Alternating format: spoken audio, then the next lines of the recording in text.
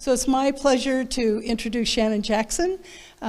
Shannon, by training and career, was a retired registered dietitian and sports nutritionist, but she's better known as a longtime resident of the Wood River Valley and an active outdoors person who enjoys hiking, skiing, and of course, mountain biking. Her book, Better and Happier Together, Stories of Epic Adventures During Our First 40 Years of Marriage, was published in 2023. This copy is available at the Hailey Public Library. There's another copy in the back. And without further ado, please welcome Shannon Jackson.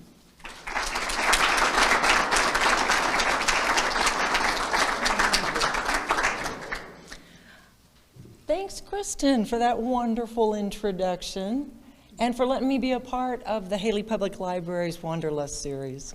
And thank all of you for coming tonight. I'm excited to talk to you about my experience cycling the Great Divide mountain bike route. But before I begin, louder? Yes. I don't know if we can. Can you help me with that? Does this sound better? Okay. I'm going to make this a little bit higher up on me. Does that sound better? All right. There. We'll put it right up next to my voice. Just wave at me. I'm pretty low key here, so just let me know. Okay? Okay. Well, before I begin, I want to introduce a couple of people myself. The first is my husband, Don, in the back. Wave to everybody, Don. Yay! And I would like to introduce my good friends, Mike and Jeannie Lynch, who are sitting up here. Now, Mike and Jeannie went on the trip with us, and they don't really know this, but they're going to be in a lot of these slides tonight, so you'll see their faces throughout the program. Okay, let's get started. Let me get my little gadget. And it worked. Good. For those of you not familiar with the Great Divide mountain bike route, or the GDMBR, as it is often referred to, it is 2,700 miles and is considered the longest mapped off-pavement cycling route in the world. A majority of the route is on gravel, but there's also about 60 miles of single track, 50 miles of bike paths, and 900 miles of pavement. It can be ridden in either direction. We chose to cycle it from south to north, and we made that decision because we hiked the Continental Divide Trail 20 years ago, and we started in the north and hiked south, and we got into some very deep snow in northern Montana and had difficulty. So we thought that by going from south to north that we could get an early start, we could have miss the heat in New Mexico, and then also have sufficient time for the snow to melt on the high mountain passes in Colorado before we got there. We also wanted to finish the trip in Banff because we'd never been there, and we thought, wow, that'd be a nice place to vacation at the end of our ride. But before we made a single pedal stroke, we had to change our plans. In the spring of 2022, New Mexico was on fire. 2 weeks before we started our trip, the Forest Service closed all national forests in New Mexico. That left only dangerous roads for us to travel around. It would have bypassed the trail, and really we would have missed most of the scenic parts of New Mexico. So we decided as a group that we would start in Abiquiu and that we would come back the following year and do the part of New Mexico that we missed. I'm going to put this up a little higher. I'm a little taller. Okay.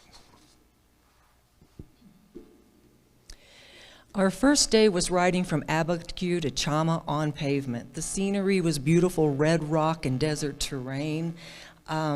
What we thought was going to be a relatively easy day turned out to be a lot more difficult because of the heat and because of the rolling hills that were unexpected. At one point, Mike's bike computer read 118 degrees.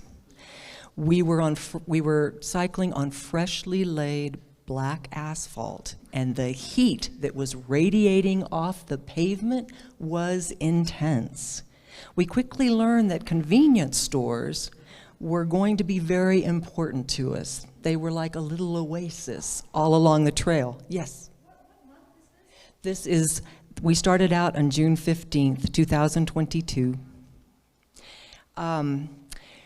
We could get out of the elements, we could get a cold soda, we could feel some air conditioning, maybe get an ice cream to eat, but they truly, I think they kind of saved me from heat stroke that first day. It was amazingly hot.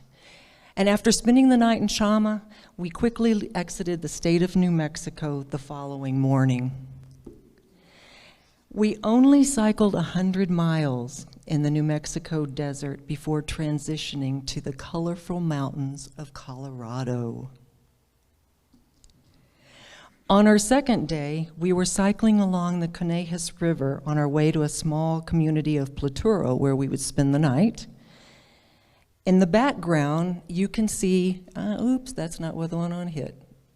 Okay, let me see if I can get this to work. We're gonna step around. It's important. Kristen, I don't think my little... Uh-oh. Okay. There. Okay. See that up there? Okay. In the upper corner, there is a peak that's poking out from the mountain. And what I want to bring your attention to is that is Grayback Mountain. Just down from the top of Grayback Mountain is Indiana Pass. And Indiana Pass is the tallest place on the GDMBR at 11,900 feet. The decision for everyone as to when you can begin when you're riding south to north is all dependent on the amount of snow on that pass and when you're going to get there. For us, we would go over the pass on June 18th. And there were a few remnants of snow on the sides of the road, but we had no trouble getting over it. From the top of the pass, we had a 23-mile descent into Del Norte, where we had reservations at a wonderful little motel called the Mellow Moon. Now, I do want to say that we are bike packing, and all I've talked about are hotels and places we've stayed. But we are bike packing, and those bikes were completely packed up so that we could have camped anywhere along the route. However, we set 2 goals before we ever started out. And goal number 1 was we wanted to stay in a hotel as much as possible.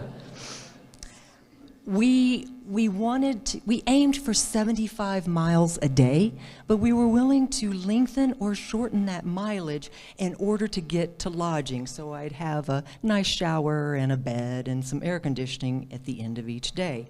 However, I gotta tell you that the trail is so remote, we would still be forced to camp 17 nights throughout our journey.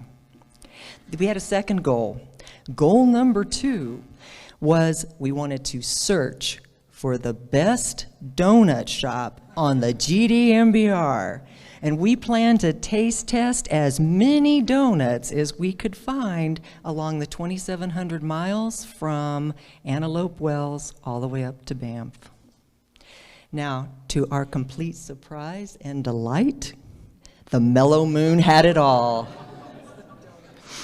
They had great rooms, they had a bike shop next door to them, they had a coffee kiosk, and those were homemade donuts. So this was definitely an early contender for the best donut shop on the Great Divide mountain bike route. One of the most appealing things about riding the Divide is how quickly the landscape would change. Within a few miles of leaving Del Norte, we're back in the desert. And I want to bring your attention to the road surface. Gravel can mean a lot of different things. And in this particular section, it was pretty deep sand and it was very slow going. Whereas a few miles later, we're on hard packed dirt and we're just clipping right along. And then 40 miles later, we're on fast moving gravel. It was around this corner here that we met our first Tour Divide racer. His name was Sophiane Sahili, and he would go on to eventually win the Tour Divide race in 14 days, 16 hours, and 35 minutes. Now, cycling the GDMBR should not be confused with the Tour Divide race. Although they both use the same route, the Tour Divide race starts in mid-June every year. This year it's on June 15th. Starts in mid-June, and the cyclists travel from north to south, Banff to Antelope Wells, as fast as they can. That was not us. Now, from this location north, we would see racers and other cyclists touring the Great Divide pretty much every day, all the way to Banff. After camping out, we headed towards Salida by way of a lovely forested road. We would climb almost 3,000 feet to reach Marshall Pass and make our first crossing of the Continental Divide. We would cross the Continental Divide 32 times while cycling the GDMBR. I am often asked if hiking the Continental Divide and cycling the GDMBR are the same trail, and they are not. The Great Divide mountain bike route is primarily on roads, and those roads are located within 50 miles of either side of the Continental Divide. The Continental Divide hiking trail, oftentimes it's hiking across the very top of the ridge lines, or it's going through trailless cross-country travel, or it's in wilderness areas, or it's going through our national parks where you're not allowed on the trails with bikes. So no, the two are not. However, there are about 24 miles where the two are on the same road. But aside from that, they're totally separate trails.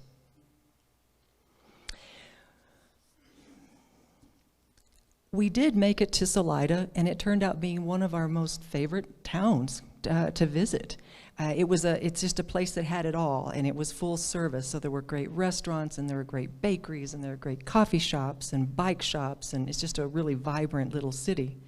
There were some other little cities that we visited, and I listed them here just to give you an idea where the GDMBR goes through, like Breckenridge and Steamboat in Colorado, or Helena and Whitefish in Montana, or Fernie and Banff up in Canada. But primarily, this route goes through the tiniest of towns.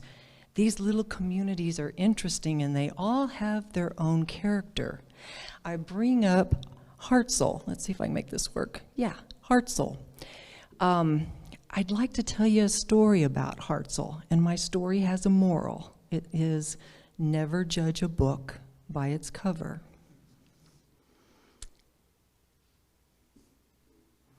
Hartselle is a tiny community of only 23 people. There's a bar that serves liquor at night and breakfast the next morning. There's a mercantile, and there's a pizza place next door to the mercantile. We rolled into town thinking this was gonna be a rough stop. There were no campgrounds, there were no motels, there were very limited food options, and it's surrounded by miles and miles of private land, so it's not like we could just run out and throw our tent up on the national forest. In fact, the only place that we could put our tent was on that little, let's see if I can get this guy to work. Right behind the double parking sign up there on the top, there's a no double parking sign, and there's a little patch of grass. Okay, the bar owner would let us throw our tent there, and that was our option. But what we found was, first of all, we went to the pizza place for dinner. This pizza was the best we'd all ever had. And then we were standing out front of the mercantile with our bikes, and a local woman came out of the mercantile, started talking to us, and ended up offering the fixer-upper cabin in that lower slide for us to stay in overnight. And the next day, the breakfast at the bar was good. So Hartselle ended up being this really great little place to visit. Now, let's talk about the slide on the bottom right. The one thing that we will all remember about Hartselle is there's about 80 miles of the worst washboard we'd ever endured between going into town and going out of town. We were about right there when this racer came up, and you gotta understand, racers never talk to us. They just wave and they go whew, and go on by. But in this case, the racer came right to us, and he had one question. He asked Mike, "Does the road get any better?" The disappointment was visible on his face when Mike said, "No, boy, you've got at least another 35 miles of this stuff ahead of you." And then he just kind of took off real forlorn. Okay. Eventually, the washboards did stop as we headed north, and we were treated to a beautifully forested road where we climbed a mellow grade on an old railroad right-of-way up to Boreas Pass. In the late 1800s, Boreas Station was a little thriving community built on the top of the pass. The folks living there boasted that they had the highest post office in the United States at 11,482 feet. The water tank that fed the steam engines and the remnants of the little town are still visible today. Now, though the grade getting up to the top of Boreas Pass was mellow by mountain bike standards, it was quite steep for the narrow gauge trains, which could only pull 3 cars up and over the pass at a time. Folklore tells a story that P.T. Barnum's circus train was once on its way to Boreas Pass for a show in Breckenridge when it stalled on its way up. No one panicked. They just let the elephants out of a car, and they helped push it up and over. We were just coming down from the top of Boreas Pass, and we had a great view of the ski slopes and the little town of Breckenridge in the distance. When we reached Breckenridge, we stopped for coffee, and we were amazed by the throngs of tourists that were there and how busy the little streets were.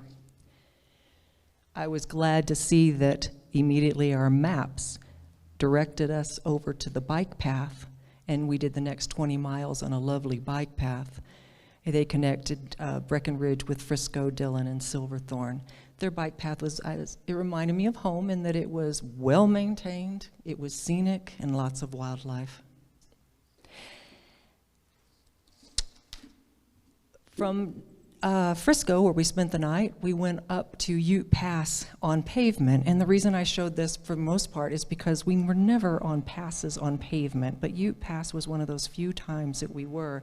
And the big thing I would say about the pavement that is on the GDMBR, it's just a means to connect big chunks of gravel, so that you go gravel, a little pavement, and get to another gravel section. In fact, within 5 miles of being on the top of Ute Pass, we were back on high alpine desert, traveling along on gravel. This particular road is right out of Kremling, Colorado, and we were heading to Inspiration Pass. From the top of Inspiration Pass, we looked down on Gore Canyon and the Colorado River. Our route would take us to the small community of Radium, which, okay, we're gonna try it again. I'm having trouble, Kristen, with this, but yeah, we won't worry about it. Okay, there's a little lake over there about in the far left-hand side, and that little lake is where Radium is. It'll be fine. Here we are, we're almost down to Radium. It's really just around the corner, but more importantly, I wanted to show you those mountains that are in front of us, because our day is we're going to climb those mountains out of Radium. We would climb about 5,400 feet on very technical terrain with as much as 16% grade. Later, I would read that the climb out of Radium was considered the second toughest climb for cyclists heading north on the GDMBR.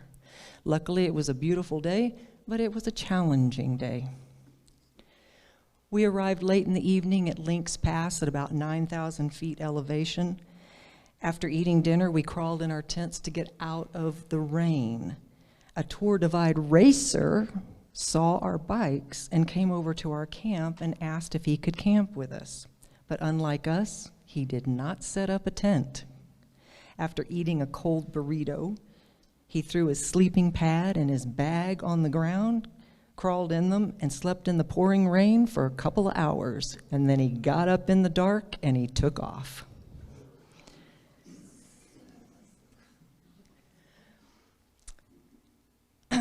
After Lynx Pass, we rode to the wonderful town of Steamboat Springs and then on to Brush Mountain Lodge, which is located in a very remote section of Colorado. Trail Angels is a term that GDMBR and Continental Divide Thru hikers use to describe the wonderful people we meet along the trail that offer their support in a variety of ways. On a grand scale, there is Brush Mountain Lodge. The owner, Kirsten, and that's her in that upper left-hand corner picture with her little white dog. Kirsten offers lodging, food, showers, and laundry to all Divide racers and individuals that were touring like us. Within 5 minutes of arriving, we were fully immersed in the Brush Mountain experience. She welcomed us, asked us to put our bikes underneath the pavilion because rain was imminent, and then offered us soda or coffee or a beer and said, "Get comfortable under my covered deck." And then she said, "I'll be cooking some snack pizzas for you." After showering and dinner, we spent the night in the living room. There would be 11 of us spread out all over the floor, one in the bedroom and on the couches. All the other riders left at various times throughout the night in the pouring rain. They were Tour Divide racers. It's a theme. Kirsten made us breakfast in the morning and invited us to take a 0 day to stay indoors at the lodge and out of the stormy weather. We took her up on her offer. But amazingly, there was no charge for any of these services. Equally impressive is the Lost Llama Ranch. The owners, Barbara and John, offer lodging, food, and outdoor showers to all GDMBR riders and Tour Divide racers for free. Their only request, pay it forward. When a friend of a friend learned that we were coming through Steamboat, she offered us a stay in her luxury condo. Nice Trail Angel. There were actually so many acts of kindness. People offered us bug spray, food, and water almost daily. We even had a sheriff's deputy flash his lights at us to get us to stop. And then he just wanted to say hello and offer each of us a bottle of cold Gatorade because it was a hot day. There were more Trail Angels than I could ever describe here tonight, but these people really add enjoyment to your trip. Within an hour of leaving Brush Mountain Lodge, we were entering the state of Wyoming, and we were also experiencing the 40 best miles of pavement. If you're wondering why we're laying on the ground, it's because we could. There was no traffic whatsoever.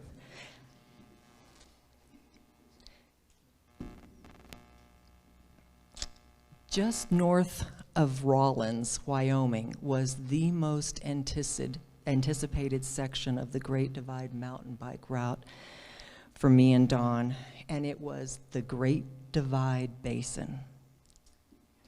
It's a 138-mile stretch of barren land between Rawlins and Atlantic City, Wyoming. It's 4,000 square miles of desert. There's no trees. There's no shade. It's home to wild mustangs, antelope, and cows. Water is scarce. There are only 2 sources for cyclists. Don and I had crossed the desert 20 years ago while hiking the CDT during a heat wave and a drought. We both felt lucky to have survived. But despite those hardships, we were both excited to once more challenge ourselves in what we consider a remarkable terrain. Our route started on Mineral X Road. Mike said it was so flat you could land a 747 on it. Don and I walked the same 7-mile stretch of road on the Continental Divide Trail, but back then it was dirt. This 7-mile section is one of those places that I told you about earlier where the 2 trails, the CDT and the GDMBR, meet on a road. and this is one of them. In fact, it was this 7-mile section where we met a GDMBR racer 20 years ago, and that planted the seed for us to do our trip in 2022.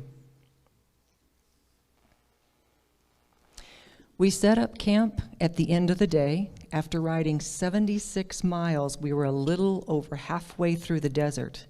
After a long, hot day in the saddle, we were treated to a beautiful sunset and cooler evening temperatures. We awoke to the pitter-patter of rain on our tent fly, and fortunately, when I looked out, I saw that the clouds were breaking up and that there was a colorful rainbow on the horizon. I also looked to my right, and there were some wild mustangs, and I was happy to see them because it had been 20 years and they were still thriving. My concern for the rain was about what cyclists call peanut butter mud. Although the road surface looks like normal dirt, it is not. When mixed with water, this clay and sand mixture becomes a sticky concoction that will stick to the tires and everything on your bike, and it brings a bike to a full stop because the wheel won't go anymore. And people will just have to sit there until it dries out before they can keep moving. Throughout our day, we were threatened by thunderstorms, but we were never rained on. And this bottom right photo, that big mushroom cloud, it chased us for several hours, but fortunately we never came in contact with it. Although the terrain looks flat, the desert was filled with rolling hills, and at the end of our 138 miles, we would climb 6,700 feet of elevation. After a long day of cycling, we rolled into Atlantic City, Wyoming in the late evening under stormy skies. The difficulty of a day could never be measured by mileage alone. Weather, elevation gain, and road surfaces made a huge impact on each day's effort. On this particular day, we were leaving Atlantic City and heading to Pinedale, 80 miles away. We thought we could make it. The headwinds were so strong, they blew us sideways and a couple times stopped us with an invisible wall of air. After 7 hours, we had only completed 37 miles, and we were exhausted. We were as beat up and tired as the day we had cycled 91 mountainous miles back trying to get to Salida in Colorado. And that's what we were looking at. We were in the middle of nowhere. There was no water. There was only private land and no place to camp. But fortunately, a rancher named Gary stopped to talk to us. And when he learned of our predicament, he offered his land for camping, which is everything you see in that picture. He told us there was a stream running through his land, and to us, worn-out cyclists, this was paradise. We rode into Pinedale the next day and found it to be a very bike-friendly town. Pinedale is considered the gateway to grizzly country when you're riding north on the GDMBR. It was time for us to purchase our bear spray. Surprisingly, our travels north of Pinedale also turned out to be our entry into mosquito territory, mosquitoes that would follow us all the way to Banff. We found the Bridger Teton Mountains especially scenic. After crossing Togety Pass, the Tetons came into view. Collectively, we felt close to home, and there was a comfort in seeing the familiar mountains. Only 75 miles of the GDMBR trail is in Idaho. It's short, but it's scenic. We cycled around the southwestern edge of Yellowstone National Park and on 34 miles of the Yellowstone Branch Trail line to Island Park and Max Inn. Jeannie and I are standing at the entrance to the tunnel where the train used to go through the mountain. The tunnel collapsed in 2008, and so they had to reroute the trail around the mountain. So we didn't get to go through the mountain.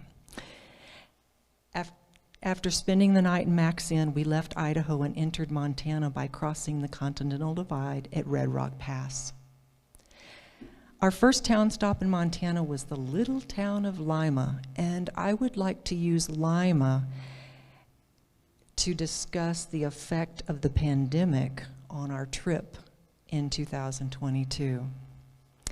We arrived in town just before 2 o'clock, and we were lucky to order lunch just as Jan's Cafe, which is in that left photo, Jan's Cafe was closing early due to staff shortages.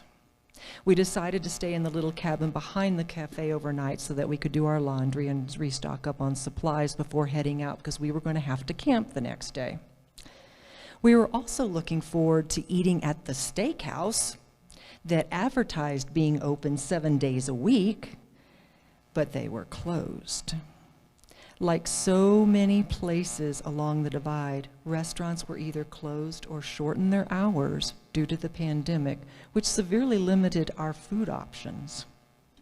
Luckily, Jeannie asked the young girl at the cash register in the convenience store, "Where do you guys eat pizza?" She's a kid. Jeannie goes, "She's got to know where some pizza is." And buried beneath her purse and stack of papers on the counter was a pizza oven, and she said, "Here, I can cook one for you." While our pies were cooking, 2 more hungry cyclists showed up, and when they smelled our pizza, they also ordered pizzas. We ended up eating our dinner together at a picnic table next to the gas pumps outside. You know, it wasn't the evening we'd all envisioned, but it was a pleasant evening together, swapping stories about riding the divide. The pictures on the right are just us having breakfast the next morning outside the Texaco filling station. You know, typical coffee, powdered donuts, banana, and chocolate milk. It's just fare that all GDMBR riders eat. Fleecer Ridge. 150 miles north of Lima lies the infamous Fleecer Ridge. Fleecer Ridge is the most talked about section of the GDMBR. It seems everyone that we talk to, or if you read about it online, you will see that they have their own Fleecer Ridge story to tell. For southbounders, Fleecer Ridge is this gradual climb that comes up to a high point, and then it is an extremely steep downhill that's not faint, and it's not, not for the faint of heart. For northbounders like us, Fleecer Ridge climbs a ridiculously steep mile with grades ranging from 16 to over 40%. We had heard it would take up to 4 hours for us to climb the last mile to the top. While having lunch in Wise River before heading to Fleecer, our waitress Joy had warned us to be careful and that 12 people had had to be life-flighted off the mountain so far that year. Her last words were, "Don't underestimate the mountain." After struggling with the absurdity of pushing our bikes, Jeannie suggested we work as a team, 2 people at a time to push the bike, 1 on the handlebars and 1 on the seat, and then lay it down and return for the second bike. Using this technique, we were able to move much more quickly up the mountain, encouraged by the beautiful sunset and the cloud formations on the horizon. The last 100 yards was an overgrown trail with only 9% grade, allowing us to remount our bikes and ride them to the summit. We had climbed Fleecer Ridge in an hour and a half, quicker than others had warned that it would take us.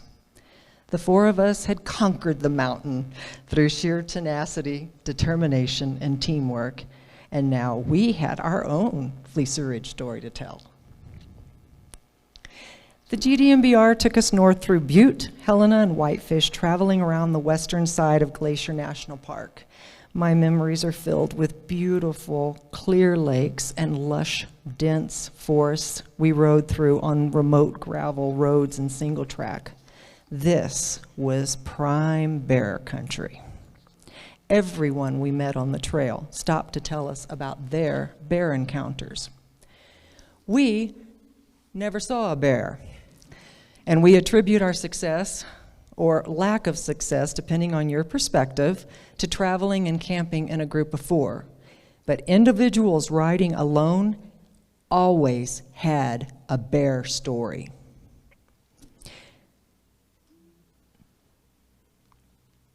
Uh-oh. There. Oh, I went one too many. There we go. The Canadian border felt like we had reached a major milestone. We had successfully cycled through Colorado, Wyoming, Idaho, and Montana, and were looking forward to what had been touted as the most beautiful 250-mile section of the GDMBR. Our route would take us through Fernie and on to Sparwood, a big coal mining area. It seems mandatory that all GDMBR riders take a photo with the Titan, the world's biggest tandem axle truck, probably the most photographed item on the divide. So I did it too. Traveling through Canada was primarily on provincial dirt roads with lots of rolling hills. The one thing I would tell everyone that thinks they might want to do this trip is that you are always going up or down. There are very few flat miles anywhere on this route. And if you think about it, you're always going on the flanks of the divide or over the divide. So it is an up and down. When riding in the States, southbound riders kept telling us, wait until you see the mountains of Canada. I pressed one gentleman and asked, what makes them so different from those in the States? And he replied, they are just bigger. Well, I didn't think that they were bigger, but they definitely felt closer, like you could just reach out and touch them. I included this photo in the program because to me it's the best visual presentation of the spine of the Continental Divide Mountains. It was just a continuous wall of mountain. I mean, just a wall as far as we could see. And on the opposite side of the road, we had the gorgeous Elk Mountain Range. So we were traveling through a narrow, narrow corridor of just beautifully amazing mountains. We arrived in Banff at the, oops, wrong one. We finished the Canadian section of the trip on a single track trail. It was about 11 miles to get to the Spray River trailhead. And I would say I felt it was the best single track of the entire trip and extremely scenic. We arrived at Banff at the Spray River trailhead, which is also the starting location for the Tour Divide race each year. We had cycled 40 days, traveled 2,158 miles, and climbed 150,000 feet, cycling from Abiquiu to Banff. But our journey wasn't complete. The next spring, we drove to the border to complete the section we missed because of the fires. We started our trek at 4 in the afternoon when the border shut down for the day. The road was smooth, we had a tailwind and no traffic. The cactus was in full bloom and the terrain provided a lot of wildlife. There were jackrabbits and coyotes and javelina and even a rattlesnake basking in the sun on the pavement. I mean, it was a great way to start our New Mexico trip. 2 days later, we were cycling through the Gila National Forest. Although beautiful, we could see the evidence of the fire from the previous year. On our last day cycling through the Gila, we rode past a section where new forest fires had broken out. This time we were lucky and the Forest Service let us through before closing the road behind us. I hope that you guys can see it because I can't make it point, but there are fire plumes of smoke. Yeah, perfect. From the Gila, we would travel north and transition into a desert landscape. In a short amount of time, the shade trees were all gone. So that's us bundled up in that upper photo. We're all underneath that tree trying to get the last bit of cool shade that we could. On this particular road on the right-hand side, we climbed a moderate but constant grade against a fierce headwind. After cycling 84 miles and riding deep into the darkness, oops, that's not supposed to go there. After 84 miles and riding deep in the evening, we were desperately looking for a wild place to camp because but we couldn't find any water, and there really wasn't, it was all private land, so we couldn't find a place. And then we came across Horse Springs Bible Church in the bottom right there. And Pastor Darren was outside tending to the chickens, and he waved us over, and he allowed us to sleep on the floor of the gathering hall. So it ended up being a really nice night after all. Okay, Pie Town. 300 miles into our trip, we arrived at Pie Town, a place that Don and I were really looking forward to. The Continental Divide Trail and the GDMBR cross at this location, and both hikers and cyclists consider it an oasis in the desert. Now, Pie Town is made up of 2 restaurants, a post office and 2 restaurants. It is world famous as the town that sells pies. Back in 2002, when Don and I hiked the Continental Divide Trail, we arrived in Pie Town on the day when the restaurants were closed. We were so disappointed because we'd hiked over 2,000 miles and we didn't get to have pie in Pie Town. So fast forward to 2022, and the 4 of us were going to ride our bikes through Pie Town, but the fires, again, I had to reroute, so I missed pie in Pie Town in 2022 as well. 3rd time's the charm. Don and I got to have pie in Pie Town. In fact, we had pie at lunch, and then we had a piece at dinner, and we took more pie home so we could have pie for breakfast too. And we decided that, yeah, it had definitely been worth the wait. While in Pie Town, we stayed at the Toaster House. It's an iconic stop for both Continental Divide Trail hikers and for GDMBR cyclists. While free of charge, the folks that have stayed there uphold the tradition of sending a toaster to add to the rest of the lawn art. The entire property is just covered in toasters. On our way to Grants, we passed the colorful rock formations of the El Malpais National Monument. The day was memorable because we were cycling on pavement with a 30-mile-an-hour tailwind, and we just felt like we were flying all the way to Grants, where we would spend the night.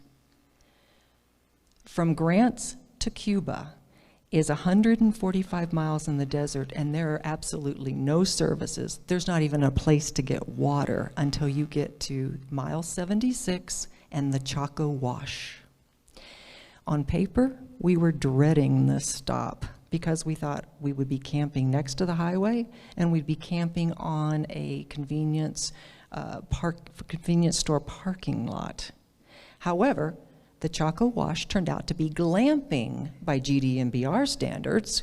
First of all, it had a laundry facility and it had great clean bathrooms where we could clean ourselves up at the end of the day.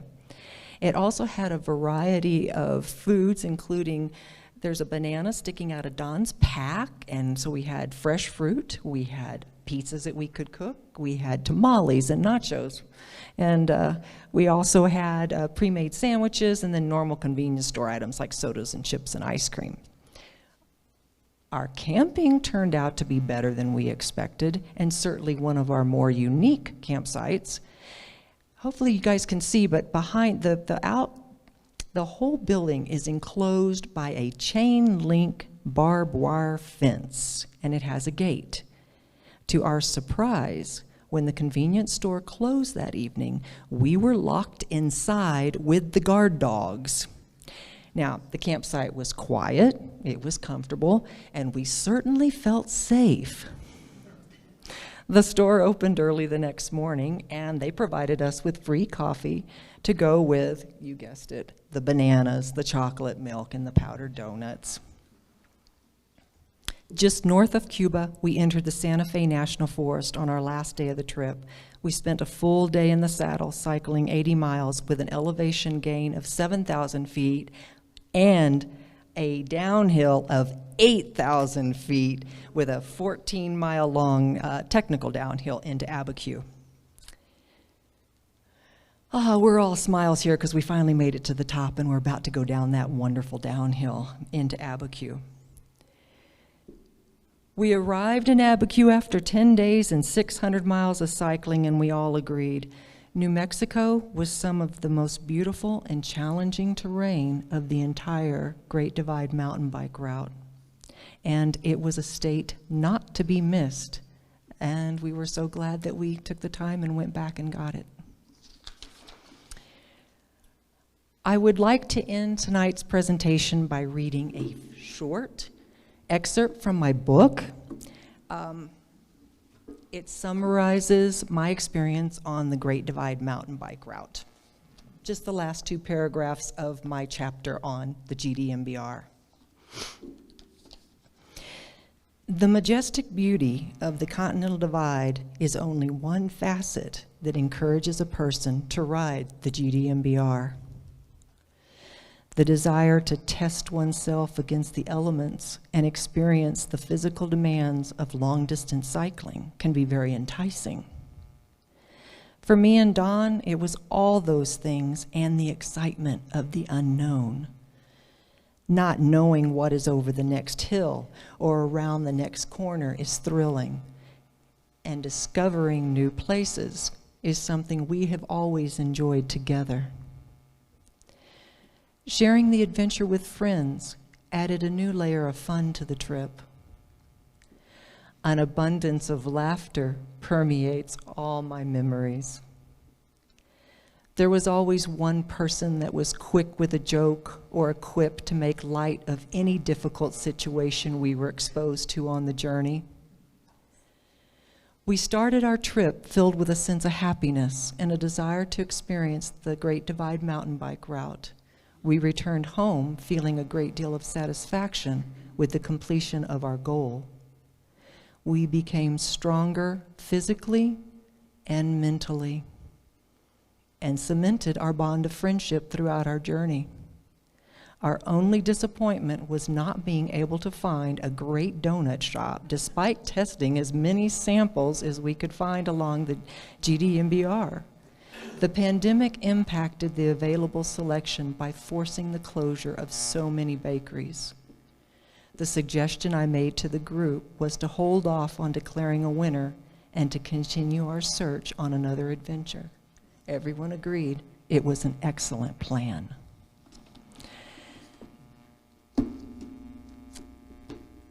So thank you everyone for coming tonight. If you have questions, I'm happy to answer them for you.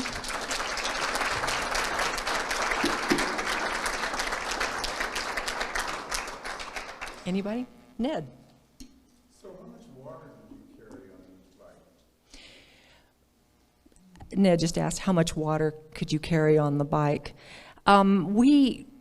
This bike is set up with packs in the back, but the other bike that we had, we just switched back. We would have 3 liters of water in the back, and then the cockpit, this front area, would have another 2 liters in front. So it depends. Don and I were sharing everything, including who was carrying the water. So when we needed to go through the desert where water was scarce, we would carry about 7 liters. Okay? Yes? What kind of bike maintenance issues did you have? Oh, just love that question. What kind of bike maintenance did you have, or issues did you have? Guys, Mike can fix anything on a bike, and my husband's a certified bike mechanic, so I thought, wow, we're really covered here. Everything's gonna be great. We had not a single bike mechanical issue. All 4 bikes, not a single. In fact, this story's even better. We only had 1 flat. It wasn't really a flat. Day 1 of the trip in 2022, Don picked up a treble hook that stuck into the tire, and we had to pull the treble hook out, and then we just put a little dart in it. You guys familiar with darts that you can put in a stands? It held for 2,158 miles. Not a problem at all. We never had a flat. 4 people, no flat. And the next question, if you don't ask, I'm going to tell you anyway, because I think it's pretty remarkable. They were Continental Race King tires. They were fast moving. They were great tires. Just shout out to Continental. But they worked really well. Question, Dean. As a nutritionist, dietitian, are you psychologically challenged with not having proper nutrition? I was not. I was fully prepared to just the question is, Sorry, Kristen.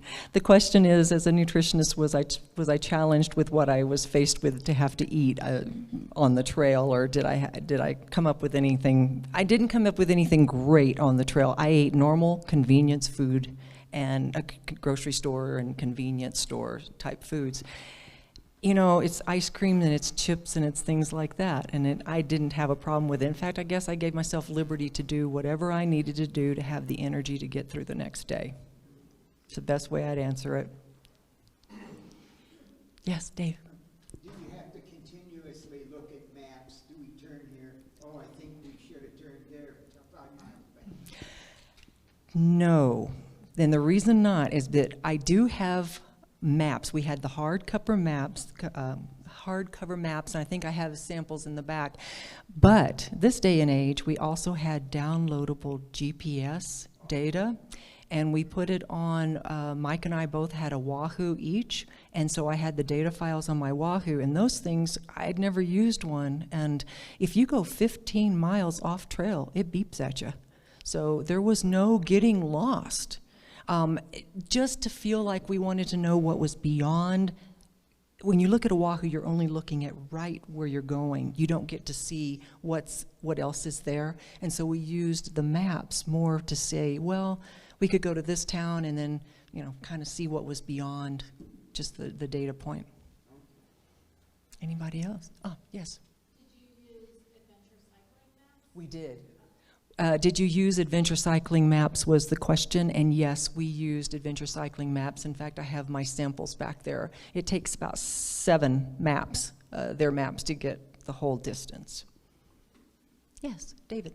So backing up to a previous question, biking over 2,000 miles and eating convenience store food, weight gain, weight loss? Oh man, you know, the question is, did you lose weight when you were just eating convenience store foods? And yes, I was surprised. Mike and I, can I say? Mike and I both lost 8 pounds. Now, Jeannie and Dawn, who were they were thin to begin with, I was not, they still lost 4 pounds on it. And I mean, we tried hard. You just would not believe what we ate. And we ate as much as we could when we were in the towns. And you know, surprisingly, we spent $50 in almost every convenience store, and that was mostly on Snickers bars. I was just surprised. I mean, Jeannie and I'd find a store that had them on sale, and we just like stock up crazy. Any other questions? Okay, well, thank you again for coming. I'm glad you were here to be a part of this.